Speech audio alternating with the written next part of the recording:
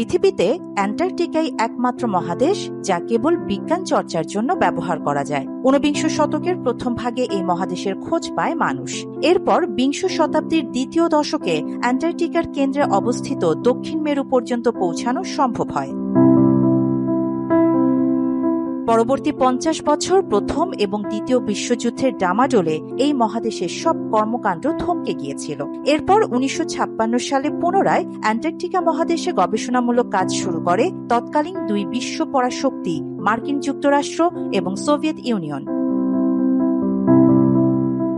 ১৯৫৭ সালে এই মহাদেশে নিজেদের প্রথম গবেষণা কেন্দ্র স্থাপন করে দেশ দুটি।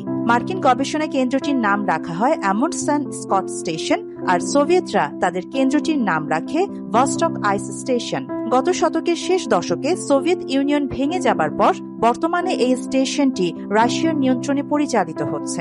এই ভস্টক স্টেশনেই এখন পর্যন্ত বিশ্বের সর্বনিম্ন তাপমাত্রাটি রেকর্ড করা হয়েছিল। অ্যান্টার্কটিকায় অভিযান চালানো প্রথম রুশ জাহাজ থেকে এর নাম হয়েছে ভস্টক স্টেশন। অ্যান্টার্কটিকার প্রত্যন্ত গবেষণা কেন্দ্রের একটি হচ্ছে ভস্টক স্টেশন। এই স্টেশনে মোট ৫টি ভবন রয়েছে। গবেষকদের থাকা খাওয়া ও বিনোদনের আলাদা কক্ষ রয়েছে। মাত্র ৩০% টাকায় জমির মালিক হয়ে নতুন বাংলাদেশের গড়ে তোলার স্বপ্ন দেখা বাংলা বসতি। ১৯৫৭ সালের ডিসেম্বরে এই স্টেশনটি তৈরি করা হয়। সবথেকে মজার ব্যাপার হচ্ছে রুশ গবেষণা কেন্দ্রে দাবা খেলা নিষিদ্ধ করা হয়েছে। এই ভস্টক স্টেশনের নিচে বিশাল একটি হ্রদ বিদ্যমান। ব্রিটিশ বিজ্ঞানীদের গবেষণা অনুসারে বরফের নিচে এই হ্রদের উপস্থিতি বোঝা যায়। ওই হ্রদের আয়তন ১৪,০০০ বর্গ কিলোমিটার।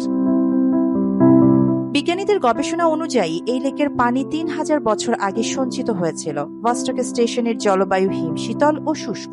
পৃথিবীতে রেকর্ড অনুযায়ী সর্বনিম্ন তাপমাত্রা এই স্টেশনে পরিমাপ করা হয়েছিল।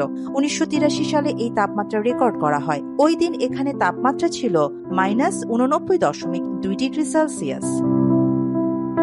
আর সর্বোচ্চ তাপমাত্রা পাওয়া যায় ১৯৭৪ সালে, তাও ছিল -14 ডিগ্রি সেলসিয়াস। উল্লেখযোগ্য ব্যাপার হচ্ছে ভস্টক স্টেশন বেশ সূর্যের আলো উপভোগ করতে পারে। প্রাগৈতিহাসিক আমলে পৃথিবীর জলবায়ু কেমন ছিল তা সম্পর্কে ধারণা পাওয়ার জন্য ভস্টক স্টেশনের বিজ্ঞানীরা কাজ করে থাকেন।